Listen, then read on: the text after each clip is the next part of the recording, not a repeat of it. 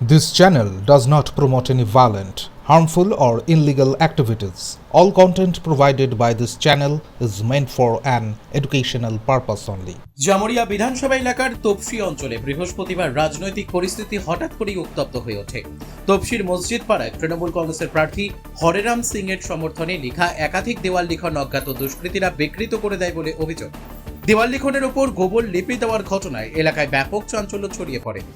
ঘটনার খবর ছড়িয়ে পড়তেই স্থানীয় তৃণমূল কংগ্রেস কর্মী ও সমর্থকেরা বড় সংখ্যায় ঘটনাস্থলে জড়ো হন এবং তীব্র প্রতিবাদ জানান।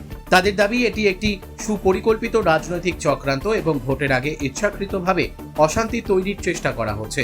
পরিস্থিতি ক্রমশ উত্তপ্ত হয়ে উঠলে খবর পেয়ে পুলিশ ঘটনাস্থলে পৌঁছে পরিস্থিতি নিয়ন্ত্রণে আনে।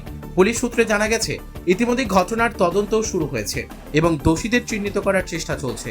এদিকে তৃণমূল কংগ্রেস প্রার্থী হরেরাম সিংহ এই ঘটনার তীব্র নিন্দা করে বলেন, এই ধরনের কাজ গণতান্ত্রিক পরিবেশকে নষ্ট করার উদ্দেশ্যে করা হয়েছে। তিনি দোষীদের বিরুদ্ধে দ্রুত এবং কঠোর আইনি ব্যবস্থা নেওয়ার দাবি জানান। বর্তমানে এই ঘটনাকে কেন্দ্র করে তপসি এলাকায় উত্তেজনা বিরাজ করছে। প্রশাসন পরিস্থিতির ওপর কড়া নজর রাখছে যাতে কোনো অপ্রীতিকর ঘটনা না ঘটে। ক্যান্ডিডেট ঘোষণা হয়েছে, ঘোষণা হওয়ার পর আমাদের দেয়াল লেখন শুরু হয়। দেয়াল লেখনের পর আমরা আজ সকালে আমাদের এই কর্মী দেখতে পাই যে আমাদের ক্যান্ডিডেটের যে প্রার্থী তার গায়ে গোবর একটা ছিটিয়ে দেওয়া হয়েছে দেয়ালটাতে প্রার্থীর নামে। যে বা যারাই করুক খুবই খারাপ করেছে।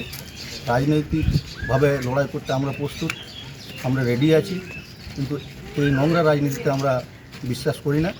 যদি লড়াই করার ইচ্ছা থাকে সামনে থেকে লড়াই করুক, আমরা প্রস্তুত আছি।